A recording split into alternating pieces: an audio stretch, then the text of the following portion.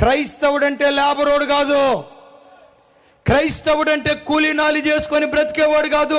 ఎవడో మోచేతి నీళ్లు త్రాగి బ్రతికే ఒక అధముడు కాదు క్రైస్తవుడు.